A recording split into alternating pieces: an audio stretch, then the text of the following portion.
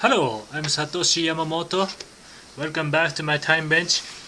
Today I'm going to tie this rusty spinner in Flymph style. This is I think I'd like to call this somewhere between simple soft-hackle and Flymph. And then traditional Flymph uses the dubbing loop, which results in usually a much shaggy and hairy body. But the body of this spinner is just like a regular dry fry spinner. Then while I got this on the vise, I want to explain about the hook. Hook I'm going to use is basically a nymph hook, either standard or 1x long. That's what I prefer. And then that will be the TMC 3769. 3761 is 1x long, or Daiwiki 06, so that's my favorite hook. Then the Montana Fly company has good fly, good nymph hook too. All of those are basically 2x heavy, heavier than the standard dry fry. And then that lets me fish on the top as a dry fry, then eventually let it sink, and then swing. And that's why I like this wet fly hook. And then hook size is around here for spinners, around here in southwest Montana. Typically say a Madison or a Yellowstone, size 14 would be for the Epiorus, and then 16-18 would be a PMD, and then 18-20 would be for the Baetis blue wing olive. And so I'm going to tie. This is a size 14 standard length, so this is actually TMC 3769 size 14. And then thread I'm going to use is this Danville 6-0 brown or tobacco brown, like that. And I attach this hackle. Hackle is this hen cape, down hen cape. I attach this hackle concave side facing me, and then I attach in Flymph style. Once I attach this thread, I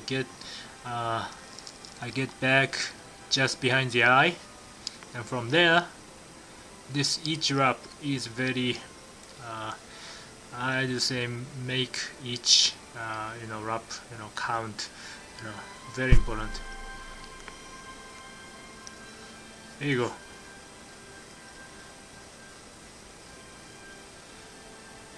Just above the bob here.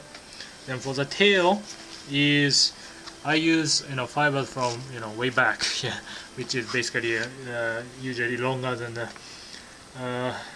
those in the front. Let me pick up some around here. This would be relatively a heavy hackle. I think one can tie this really sparse, but I like this one almost just about the hook length. I'm sorry, hook shaft length. So hold that just here.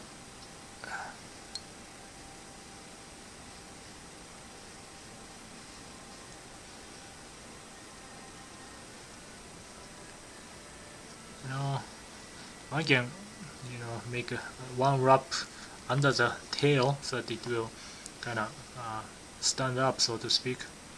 Okay, the next I'm going to use this oval tinsel. This is actually a bit expensive one, made in France, Lagartin gold. This is a size 14, so I use a size fine. I also have a X fine for the smaller one, and then just about this much is enough.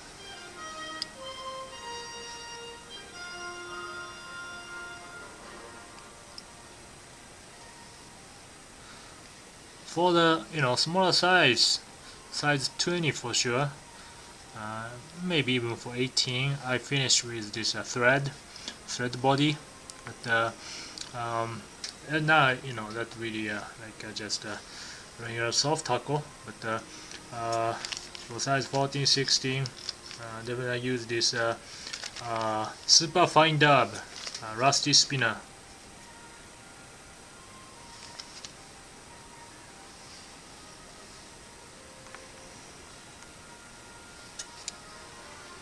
I'm going to make a very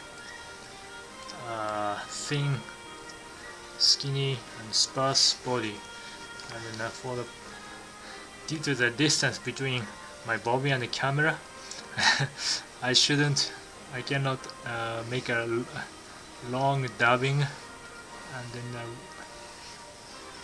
wrap around, Okay, that's better.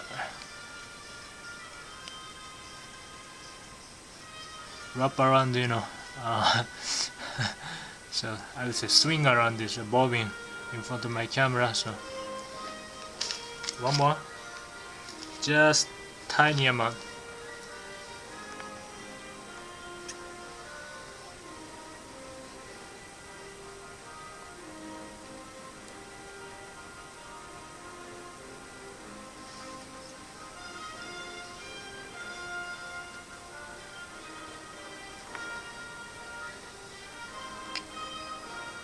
And I finish this body just about 2 hook eye lengths, 1, 2, this may be 1.5, but just about here.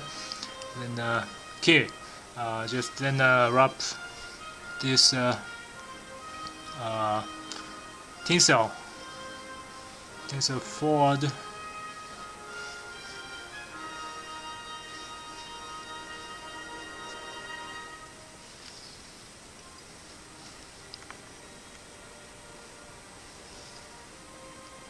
There. So now I stop my thread. Just I leave my thread right here. Then now it's a hackle time. It's same, just as you hackle, dry fry or soft hackle. So wrap, but proceed backward or rearward, whichever. 1,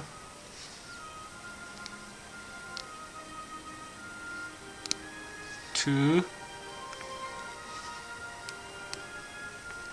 3 should be enough. Okay, then tie off. 3, 4 wraps should be enough. Just here. Oh, there you go. So, but for the whip finish, definitely I want to come back here. And to do that, what I'm going to do is that use this zigzag, so that I don't, wrap these hackle fibers. Then hold that. One can wet fingers with the saliva to fold back all these hackle fibers to make a nice little head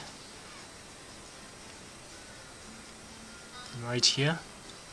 And then you can use, you can apply this beeswax like I often do for the large soft hackle. Just whip finish.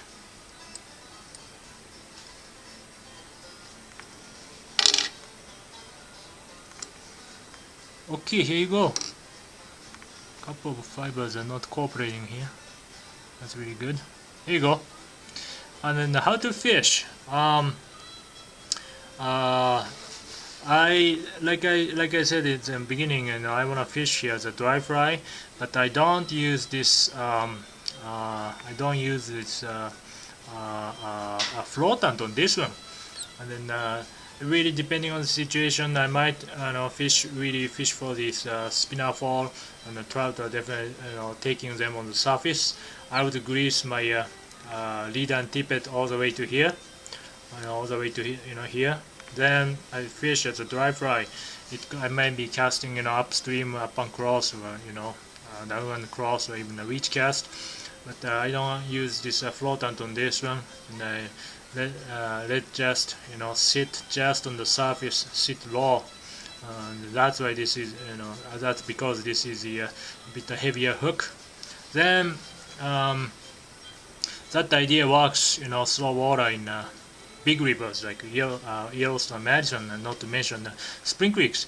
But in big waters, like if you fish Madison in the evening, summer evening, you'd be fishing this for the Epeirus, hatch and spinner fall, and then even with your headlights on, practically you cannot see. So in that case, just try, rather than trying to see it, just let it swing in that big current, then let it swing, and like to imitate as a droned spinner, and then well, fish are king on it. So which means what I'm saying is basically to swing it, as a soft-hackle or Flymph, and that's why this is the rusty spinner in Flymph style. So